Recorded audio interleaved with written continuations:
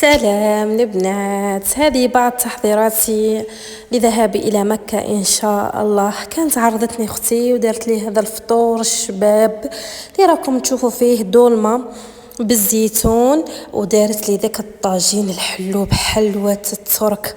ما شاء الله شباب شباب شباب، والله ما عندي ما نقول لكم. وديك السلطة دارتها على نوعين، طبسي للرجال وطبسي للنساء، مشبح ما شاء الله. وداك الرز هايل بالمايونيز والبيض ما شاء الله. هنا كانت حطت الطبسي الثاني للرجال تاع الدولمة ما شاء الله، ودارت لي واحد الجلبانة باللحم، واش نحكي لكم البنة وحدها تقتل. هنا كانت تحط هنا في الصالة مونجي، كانت تحط تخدم وتحط هنا دي الحريرة ما شاء الله. وزادت لها داك الغارس المنعنع ما شاء الله. هنا ما صبت ما ندير، رحت لبنتها بديت نخلط فيها باه تبكي.